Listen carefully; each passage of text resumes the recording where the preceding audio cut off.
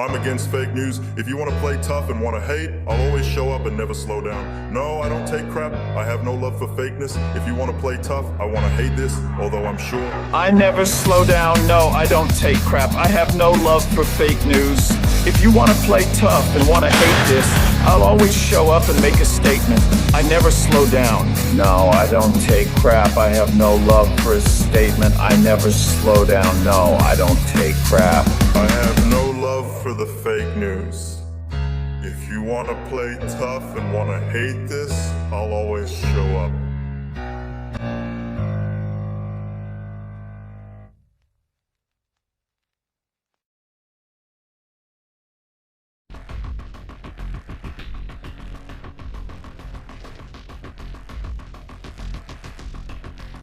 Hello friends, it's incredible to think about how time has passed and also how the dynamics of Ukraine's war of independence have changed. The situation will likely worsen, given the state of roads between Mariupol and the Crimean Peninsula, where every few kilometers you can see the results of the work of the medium-range Hornet drones, which are neutralizing between 30 and 50 trucks daily, according to reports from the Russians themselves, who still don't have an effective response against the campaign of attacks. The drones apparently are prioritizing attacks against the truck cabins, which disables both the vehicle and the driver, both of which are very difficult to replace. On the technological front, photographs have started to circulate of a compact variant of the long-range attack drone family FP-1 and FP-2 from Ukraine, which apparently carries a light combat payload optimized for harassment, distraction, or precision strikes against mobile air defense units to clear the way for its bigger brothers. These mini FP-2s, as they are informally known, seem to operate as low-cost decoys to saturate and exhaust Z air defenses during massive attack operations. By producing smaller disposable platforms that mimic the radar signatures and flight profiles of high-value assets, defenders can increase the success rates of deep interdiction missions at a very low cost. It's incredible that not a day goes by without the Ukrainians inventing something to make life miserable for the invaders. During the early hours of July 3rd, operators from the Security Service of Ukraine carried out a nighttime operation against the Saki and Vardiske airfields in Crimea, causing significant damage to multiple hangars at the Saki airfield, resulting in the destruction or severe damage of at least 7 Su-30 SM fighter jets and Su-24 bombers. This is the second precision strike against the same base in 7 days, which makes it clear that the defenders can fly over this area whenever they want, which is very bad news for Ivan. At the nearby Vardiske airfield, 2 hangars storing Shahed-type attack drones and supporting aviation equipment were hit and neutralized. Both airfields are used by Z Tactical Aviation, which supports the Horde's ground operations along the southern front, using guided bombs that they drop on the defenders' civilian and military infrastructure. The operation is part of a broader effort against dozens of military targets in Crimea and occupied regions, focusing on destroying Russian air power in the area and disrupting the logistical chain that supports it. The success of repeated attacks against these well-defended bases indicates an evolution in swarm tactics, thanks also to an improvement in the quality of intelligence they have for planning their raids. With fewer operational aircraft, the Ukrainians have managed to reduce the volume of threats over their cities and towns, since every destroyed hangar and Sukhoi means fewer guided bombs and fewer Shahed drones flying into Ukrainian territory. Also on the air front, the invading forces dealt a heavy blow to the Ukrainian Air Force by carrying out a precision attack with jet-powered loitering munitions of the Garand type. Garand 4 against the Bosny-Voznesensk airfield in the Mykolaiv region on June 27, destroying at least 2 MiG-29 fighters on the ground. In the video, you can see a reconnaissance drone observing one of the MiG-29S preparing to take off, next to which there are support equipment, including a mobile power unit and a tanker truck. The moment when one of the Garin 4 drones launches the attack, destroying the fighter bomber and the support equipment. In a later sequence, you can see another of the Horde's vultures launching itself against a protected hangar, where it hits the fighter inside. It wasn't a good week for the Ukrainian Air Force, as the destruction of a third MiG-29 was confirmed during a night combat mission over the Poltava region that same night. The pilot ejected successfully and survived, but the plane was destroyed. These coordinated attacks show the intensification of Russian reconnaissance over Ukrainian airfields to find Ukrainian fighter bombers before they can take off. Added to this was the fact that Poland declined to send the 14 MiG-29 fighters it is retiring from service. These were eagerly awaited, as they would have helped maintain the force's operational capability until the Swedish Gripens arrived. But unfortunately, no agreement acceptable to both parties was reached. To lift their spirits, there's good news on the technology front, because Defense Minister Mikhail Fedorov confirmed that they are negotiating with France for a license to produce the advanced Scalp-EG cruise missile within Ukraine. This was reported during a joint press conference with the Danish Defense Minister on June 29. The Scalp-EG is the French variant of the British Storm Shadow cruise missile, which is known for its precision, 500-kilometer range, and its ability to hit high-value targets in enemy territory thanks to its stealthy, low-altitude flight. The negotiations have progressed with the participation of the French government and the manufacturer MBDA, focusing on intellectual property rights, production configuration, technology transfer, and regulatory obstacles. If successful, the local manufacturing of the Scalp-EG would mark a milestone in the evolution of the Ukrainian defense industry, reducing dependence on Western donations, enabling the creation of sustainable supply chains, and potentially integrating Ukrainian innovations into the same platform. This could be the first case of licensed production of an advanced Western weapons system, which could serve as a model for negotiating production licenses for the American Patriot PAC-3 interceptor. Speaking of that, more information has emerged about the massive Horde attack on Kyiv, as the spokesperson for the Ukrainian Air Force stated that Russia is deploying a new generation of high-speed jet drones, practically around the clock, in coordination with older versions equipped with piston engines. These new variants use Chinese-made turbojet engines, so they can reach speeds of up to 500 kilometers per hour, which makes them very difficult to intercept for Ukrainian mobile fire groups and interceptor drones, whose maximum speed is around 300 kilometers per hour. This forces the Air Force and anti-aircraft batteries to use their missiles, which are more expensive and harder to replace. The increasing use of jet-powered drones like the Garin 4 represents a response to the success of low-cost Ukrainian interceptor drones against the Chekhov. By deploying these high-speed platforms almost continuously, Moscow aims to deplete Ukraine's limited arsenal of surface-to-air missiles, which are the only ones that can reliably shoot down these intruders. This will force the defenders to start producing the new generation of jet or rocket-powered interceptors. Also, as a result of the afternoon attack on the second, Zelensky formally contacted the governments of 40 countries that operate the Patriot system to request that they transfer some of the units from their arsenals in order to keep the batteries defending Kyiv operational. The transferred units will be replaced by the Patriot missiles that are currently being produced for Ukraine.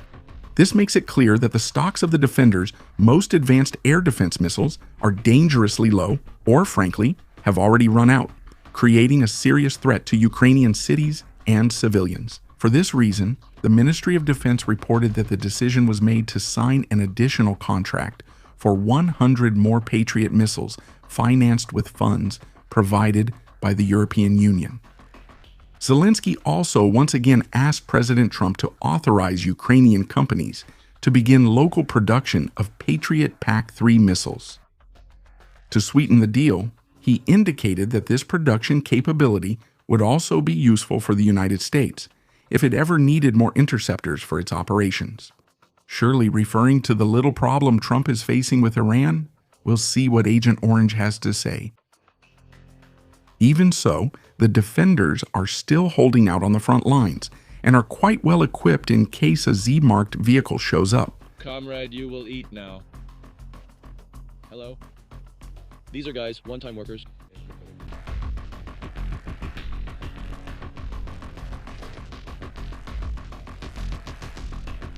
Hello, friends. The new infantry recruits of the Azov Assault Brigade are receiving training to assault positions as part of their training process. It is noteworthy that they mainly use full foliage-type camouflage to achieve better blending with the environment. Also, the unit indicates that they have been provided with EOTech holographic sight systems, which were donated by allied countries, and these have been mounted on German Janel Mk 556 rifles with suppressors.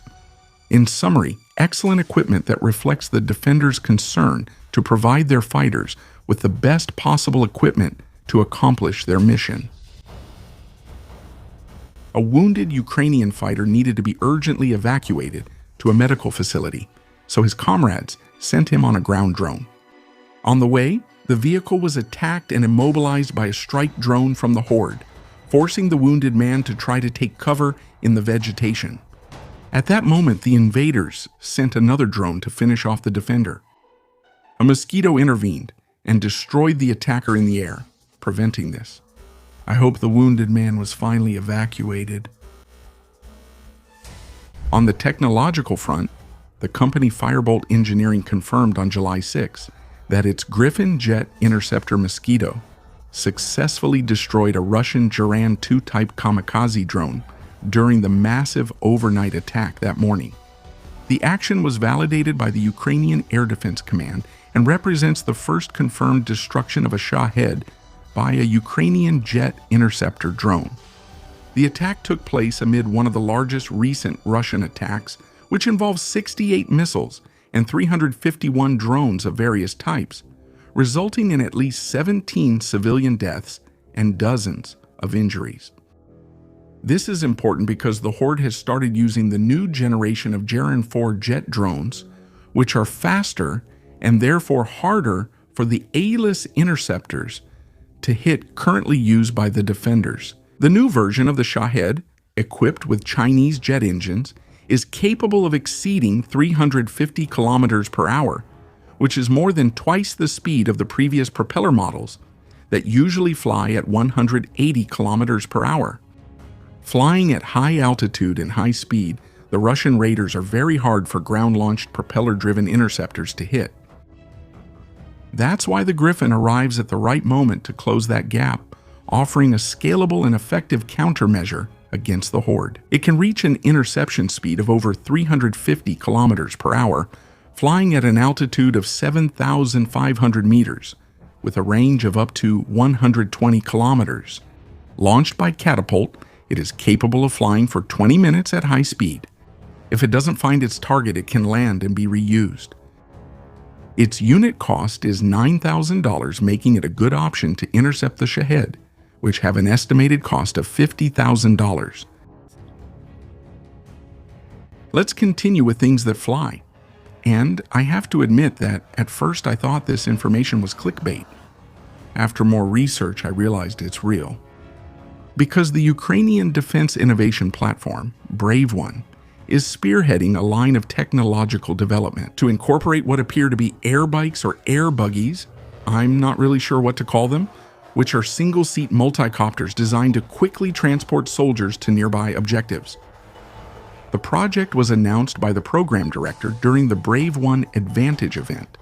The idea behind these platforms would be to enable the rapid and stealthy deployment of troops, avoiding the need to cross minefields or use supply routes patrolled by Ivan's mosquitoes. The initiative is based on the use of lightweight electric multicopters, like the Polish Volonot air bike, which recently conducted a demonstration in Ukraine, traveling across different types of terrain. These air bikes could autonomously return to base after dropping off personnel. Brave One believes that these systems offer a viable alternative to insertion on foot or the use of vehicle convoys, which are vulnerable to artillery and drones. Although the project is still in an exploratory phase, the people in charge point out that these systems could significantly increase unit mobility, reduce soldiers' exposure during rotations, and could redefine tactics for infantry units. But what do you think? Leave your opinion in the comment section.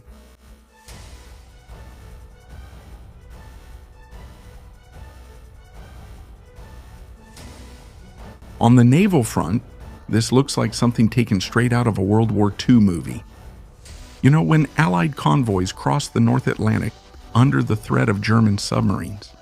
In this case, Ivan decided to send a convoy of supply ships during the early morning of July 7th across the Sea of Azov to deliver fuel to the besieged Russian garrison on the peninsula.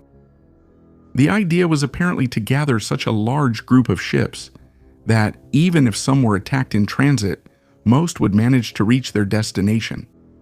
However, Ukrainian reconnaissance identified the convoy, and the commanders correctly interpreted their intentions, so they called in the Mosquitoes from multiple units to carry out one of the largest joint maritime interdiction operations by Ukrainian drones to date. As reported by the 414th Magyar Birds Brigade and Commander Robert Magyar Brovdi, the operators of the Kairos Battalion carried out the attack against 8 fuel tankers, a dry cargo ship, and a ferry, all of which belonged to the Shadow Fleet and were subject to international sanctions. Among the identified tankers are the Venera 3, the Sonar Y, the Sonar Sitsentin, the Klemen, the Teddy, the Alexei Sabrasov, and the Penelope. The 8th one's name is still unknown. The tankers in the convoy were all essentially similar, measuring approximately 140 meters in length, 7,000 tons in displacement, and built between 2006 and 2012. All of them were subject to international sanctions and were trying to transport fuel from the Taganrog area to Crimea. In the battle record, it can be seen that the ships were sailing in formation and were systematically attacked by the Ukrainian FP-1 Mosquito drones, which achieved solid hits. It's also important to note that after each hit, another Mosquito from the swarm would fly over the ship that had been hit to assess the damage. This strategy allows the attacks to be spaced out and concentrated only on those targets that are still moving and operational. The Mosquitoes focused on attacking the bridges of each of the ships, which allows them to be left adrift or at least out of control, giving more time for additional defender drones to arrive in the area and join the welcoming party for Ivan the Pirate. But they weren't the only ships attacked during the night, since the operators from the first separate center also visited the SKS-1 ferry, which was in the port of Kerch, and it got its share as well. These ships are key for moving vehicles with all kinds of supplies and also reinforcements, so they must be neutralized. Commander Magyar described the operation as a success, with results on an industrial scale, in what he called a full-fledged air-naval battle, since supposedly each of the ships carried an anti-aircraft defense platoon, but judging by the results, it seems they were sleeping when the Mosquitoes arrived. The battle for fuel supply to Crimea and the Sea of Azov continues, but the strategic sanctions from the swarm are only getting tougher and tougher. This offshore battle was just one part of the actions that night, where Ukrainian forces reported hitting another 58 targets in the occupied territories. Also responsible for shutting down several substations in Crimea's energy infrastructure to further deepen the Horde's power supply problems and thus generate greater pressure on them. The battle for fuel supply in the Sea of Azov continues with ongoing operations. It follows 2 attacks on 2 other Shadow Fleet tankers in the same area the day before. It is remarkable how long-range attack drones are now capable of carrying out long-range raids over the sea, which is not simple, both because of the distance and the fact that the targets are constantly moving, making them difficult to track. It's strange that Ivan sent the convoy without a combat ship escort, which also tells us a lot about how confident the Zed admirals are in their ability to successfully face an aerial or naval drone attack.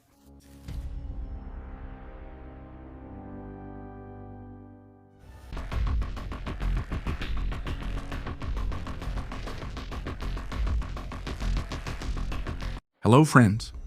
On the morning of July 8th, a long-range FP-1 Mosquito calmly made a surveillance pass over the facilities of a refinery in Nizhny-Kansk, Republic of Tatarstan, Russia, about 1,400 kilometers from the front line, to determine the exact point where sanctions should be applied to Ivan. According to reports from local Russian media, the FP-1 drones hit the Tenneco complex of Tatneft and the Taif NK refinery, causing multiple fires. The workers, most of whom are Central Asians, calmly observed the situation, while in the background there is no sound of any anti-aircraft, defenses, missiles, cannons, nothing, not even rifle fire. Certainly everything is going according to plan. On the diplomatic front, President Zelensky met with Agent Orange at the NATO conference in Ankara, where they had the following conversation. Putin told me that he would love to meet with us in Moscow. I'm not sure if Zelensky would go to Moscow. Maybe he would. Would you be willing to go to Moscow? Would you be willing to go to Moscow, Zelensky? It's difficult for now. At this moment, there are many Ukrainian drones there. It's quite dangerous. The group of journalists burst out laughing. In my case, I almost fell out of my chair from laughing. Zelensky is a genius. 100 aura. The fighting is intensifying around Crimea, as evidenced by this incursion on the morning of July 8th, when a Sea Baby naval drone from the Security Service of Ukraine struck the engine room of the Russian tanker Blue, which was sailing in the Black Sea near Yalta, but within Ukraine's exclusive economic zone. A Russian naval aviation fighter jet attempted to intercept the drone with missiles and cannon fire, but failed. The impact of the Sea Baby caused significant damage, leaving the vessel without propulsion and adrift, which was confirmed by the position data from the ICE system. The Blue is a tanker built in 2003 and is capable of carrying around 1 million barrels of crude oil. It is part of the Z Shadow fleet, which is sanctioned by the international community. On July 1st, the Unmanned Systems Forces carried out a successful test launch of Powerhouse Guardian 1 anti-drone interceptors from an unmanned catamaran-type surface vehicle, which operates as a mobile mothership platform for these systems. The vessel carries 6 launch containers that protect the interceptors until it is time for them to be used, taking off vertically to begin their mission. The catamaran type seeks to take advantage of the stability provided by its 2 hulls and its wide deck, which allows it to carry a significantly larger payload than traditional single-hull naval drones. Developed by the American company Powerhouse, the Guardian 1 is a portable interceptor that weighs only 2.6 kilograms and is specifically designed to neutralize Russian Shahed-type attack drones. The Mosquito features radar-assisted target designation combined with camera-guided visual acquisition for direct kinetic interceptions. The company has indicated that it currently manufactures 1,000 units per month and could increase its production to 5,000. The goal of this combined system is to provide the Navy with a platform capable of confronting Shahed drones offshore that fly to Ukraine from Crimea. These catamarans could deploy a significant number of interceptors from a mobile maritime platform, creating a flexible defensive network that can change position if necessary to neutralize threats from different directions. This project demonstrates the growing technological collaboration between the United States, Ukraine, and the company Powerhouse, led by veterans of the United States Army Special Forces, whose products have already been validated in combat in the defense of Ukraine. This has led the United States Air Force to also begin acquiring them in large quantities. On the air front, the influential Z-Mil blogger Kirill Fedorov confirmed the destruction of an advanced air superiority fighter bomber of the Russian Air Force. which was systematically cornered in a coordinated engagement involving a formation of 3 Ukrainian fighter jets, including at least one F-16 fighter, which were operating in close coordination with a Patriot air defense battery that had been deployed on the front line and could be responsible for the shootdown. Apparently, the Ukrainian jets cornered the Russian fighter, pushing it to where the Patriot was waiting for it. When it got to a distance where it couldn't escape, the Patriot turned on its radar and launched its missiles, at least one of which hit Ivan the aviator. Although the Russian pilot managed to eject and survive, this confrontation marks an important milestone as one of the first air victories using complex multi-domain tactics by Ukraine involving Western platforms. The moment the Russian plane went down was observed by a reconnaissance drone from the 3rd Azov Army Corps. It should be clear that the destruction of a Su-35S is not that serious, since Mordor keeps the production line of this aircraft active, and the fleet of this model has not suffered significant wear during the war. However, the strategic balance in the airspace is changing, so the air dominance that Moscow's aviation has maintained since the beginning of the war is eroding rapidly. This process will become even more serious when additional Western fighters, F-16s and Gripens, arrive. The latter armed with state-of-the-art Meteor air-to-air missiles capable of hitting targets at distances greater than 200 kilometers. This is the 9th Su-35S lost by the invaders. Each one of them costs $100 million. As consolation for the Russophiles, at least this Su-35S didn't crash into residential buildings, like this one that crashed in Irkutsk. On the sanctions front against Ivan's oil industry, the strikes continue as unmanned systems operators carried out a nighttime attack in the early hours of July 8 against the Saratov oil refinery and the Borissoglebsk military airfield in Voronezh Oblast. The units used long-range Firepoint FP-1 attack drones, which caused fires, Mikhailov, at both the refinery and the airfield.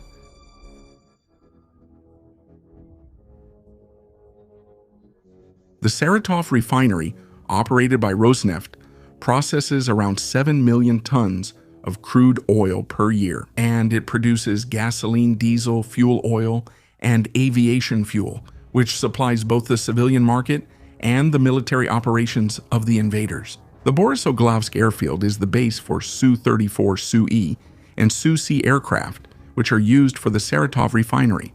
The pilots, who are also continually deployed in attacks against Ukrainian territory, operate from there. Satellite images show that on July 7, just before the incursion, Ivan had 7 Su-35 fighter jets, 8 Yak-130 training aircraft, and 3 Mi-8 helicopters.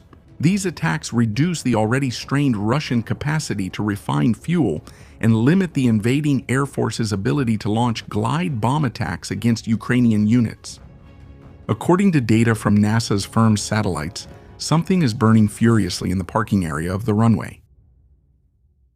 While I was writing about the attack on the refinery, I was thinking it would be good business to export alfalfa to Mordor because, come on, all those horses and donkeys are going to need something to eat. An unexpected problem for the defenders on the front line is that they have to start making their own food. The Okrintic Force program on the front line is that they have to start making their trenches deeper. Don't stay in the parking area. Diesel refinery, while horses and those who use it, I was thinking about a good vitality for all the invaders who are approaching. And let them sign.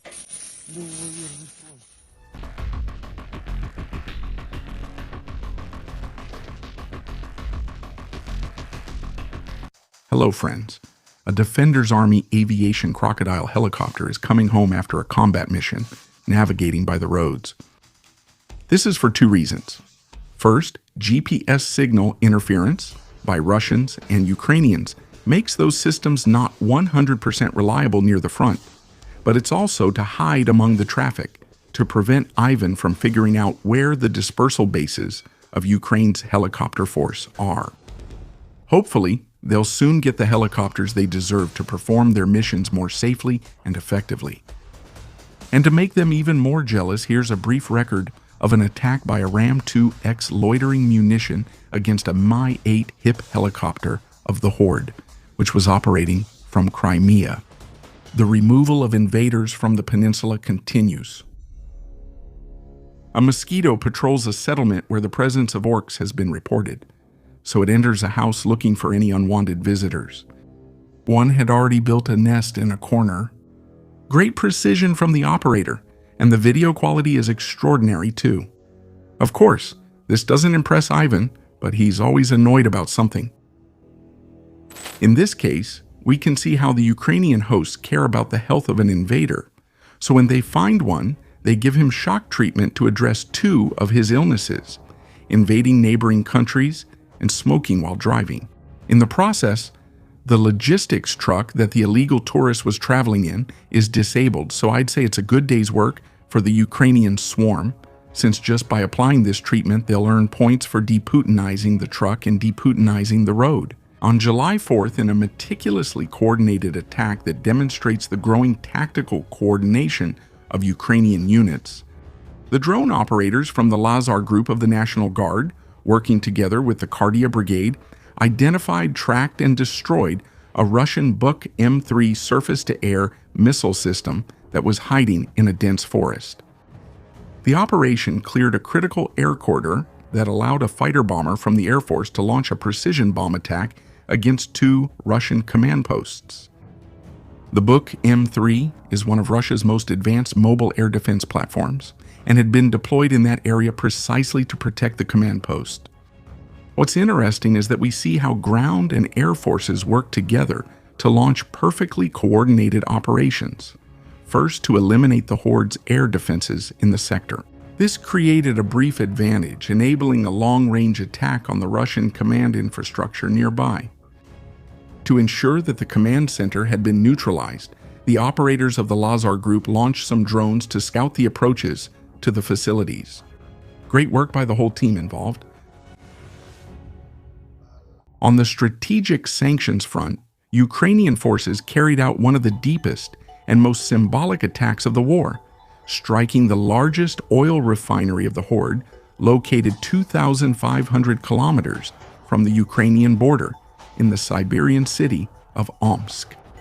The Gazprom Neft refinery in Omsk is a vast complex with a nominal processing capacity of between 21 and 23 million tons of oil per year, and until now, it had not been attacked by the defenders because of how far away it is.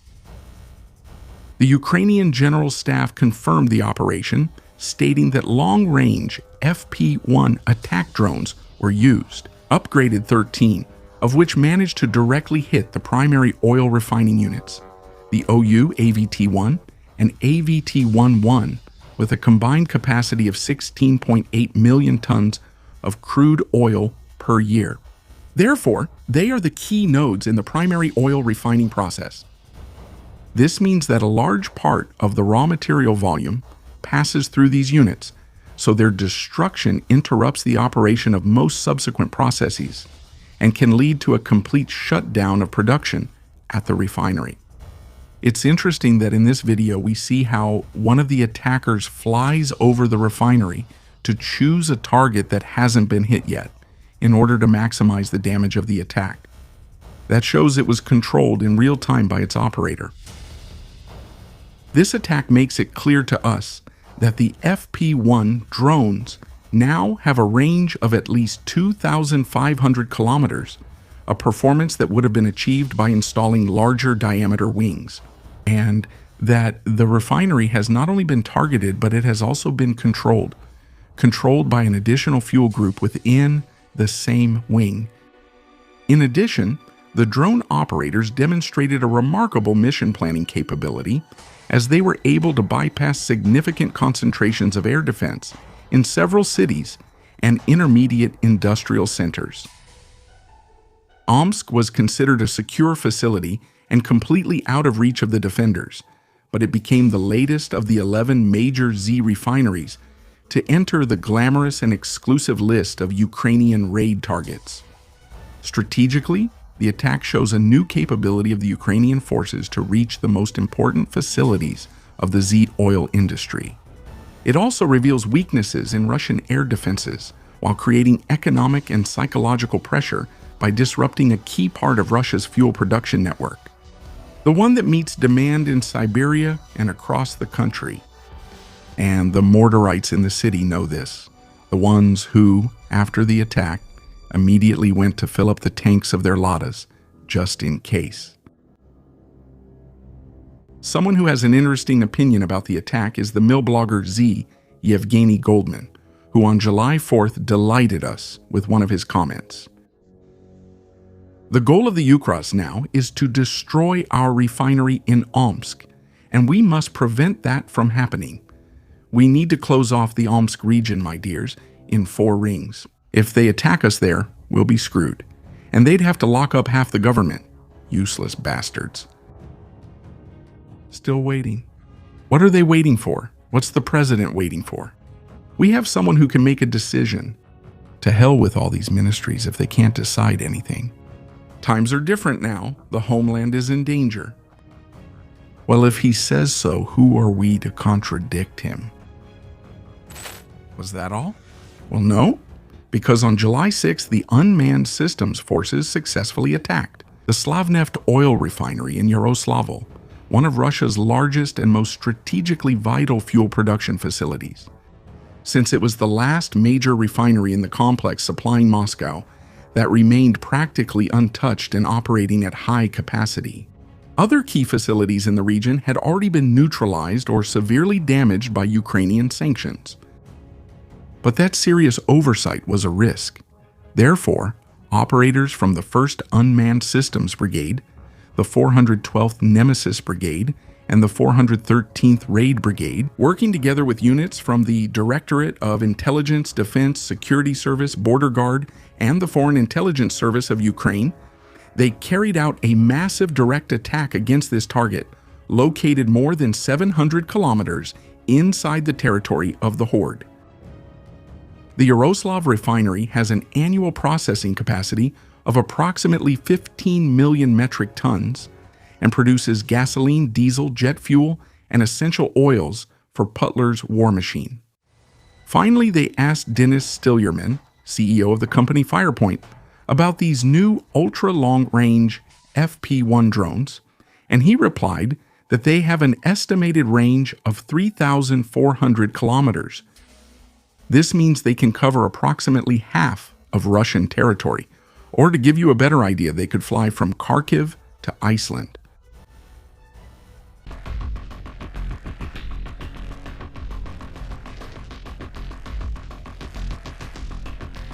Hello friends. We finally have brief footage of the attack carried out by the Ukrainian Main Intelligence Directorate's Mosquitoes on Belbek Air Base. In Crimea, where they destroyed a MiG-29K Fulcrum D naval fighter bomber, which is a carrier-based multi-role combat aircraft capable of operating in all types of weather and is described as an advanced 4th-generation aircraft. It is equipped with R-77 air-to-air missiles, anti-ship and anti-radiation missiles, as well as various types of precision-guided weapons for ground attack. These reasons made it a highly valuable target for the defenders.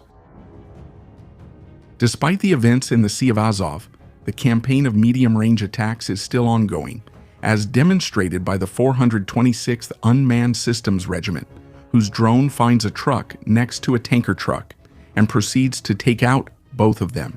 And I suspect the mechanic did too. This attack took place more than 50 kilometers from the front, a place where the crews of both trucks obviously felt safe. Well, not anymore. On the strategic attack front, Defense Minister Mikhail Fedorov released a video revealing the details of the operation. Oshan, a campaign of precision strikes that systematically degraded the offensive capabilities of the Horde, forcing the withdrawal of heavy armored vehicles, in addition to significantly reducing the threat of Z artillery in multiple sectors of the front. How was it? Well, its first phase began at the end of 2025 when swarms of mosquitoes were released, guided by advanced artificial intelligence and supported by meticulous planning based on real-time intelligence, they managed to destroy no less than 949 enemy targets, including armored vehicles, logistics centers, and support infrastructure in just 3 days.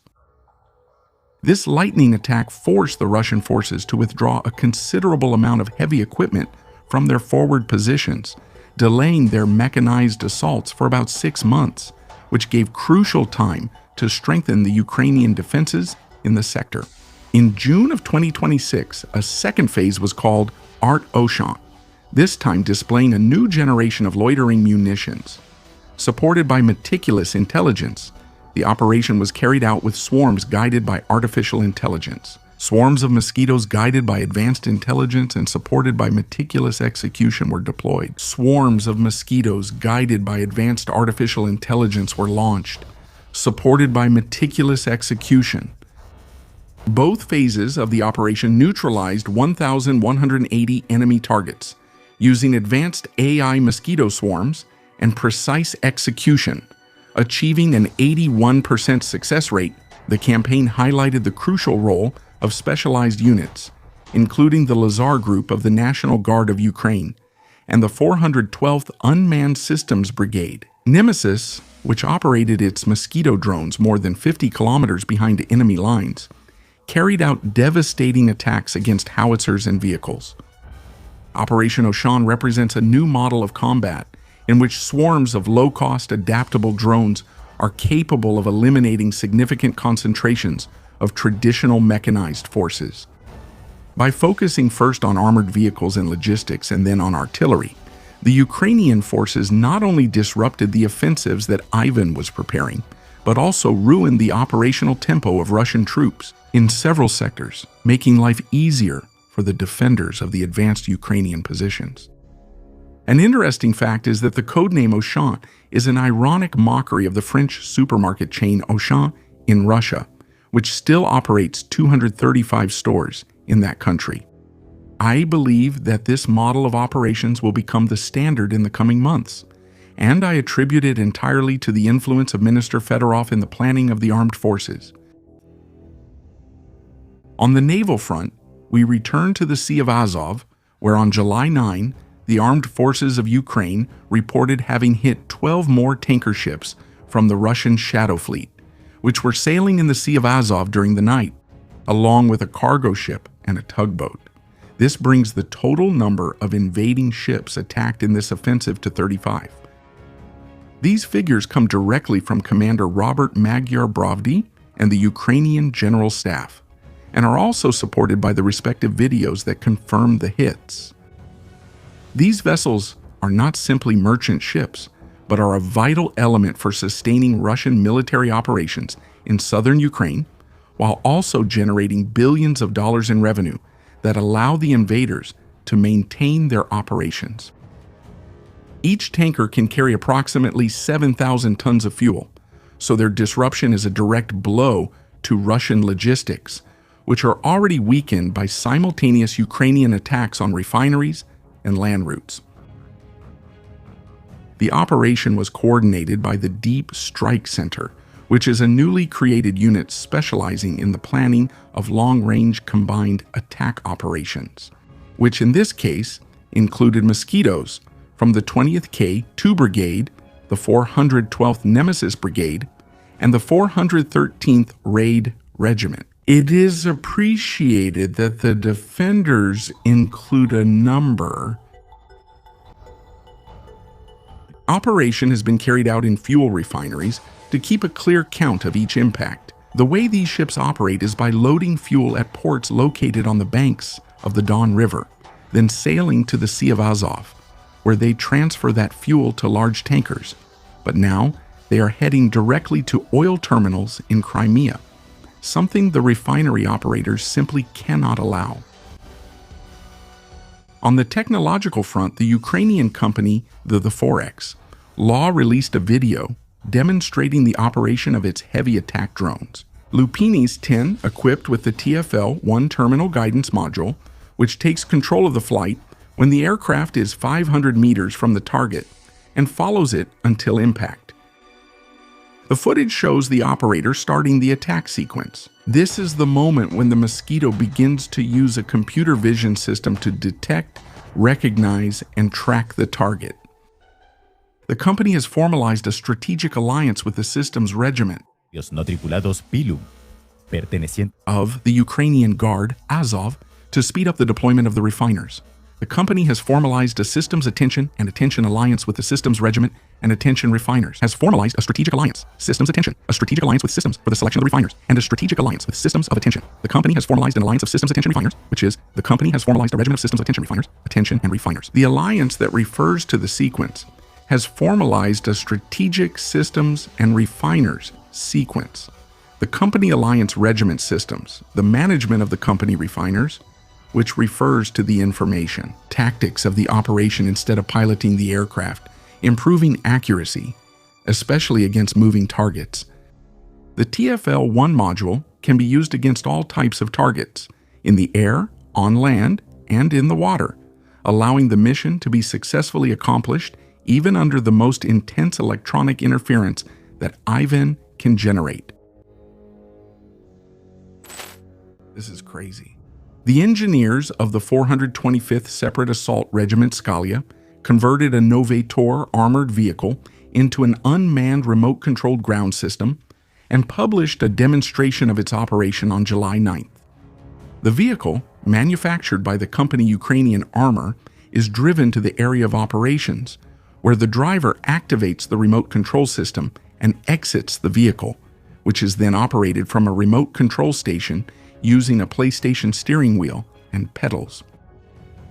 Without needing a crew, the vehicle can carry more ammunition, fighters, or evacuate wounded from areas exposed to drones and artillery. Novator is a multi-purpose light armored vehicle based on a Ford chassis that reaches a maximum speed of 140 kilometers per hour and provides protection against small arms, fire, and artillery fragments while transporting up to 10 equipped soldiers.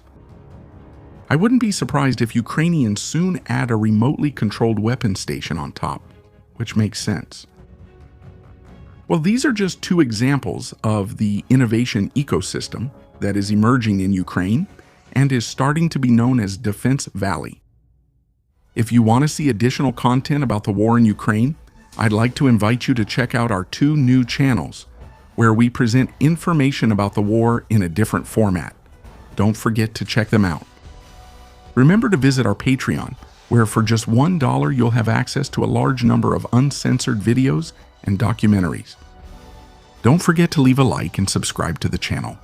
Amen.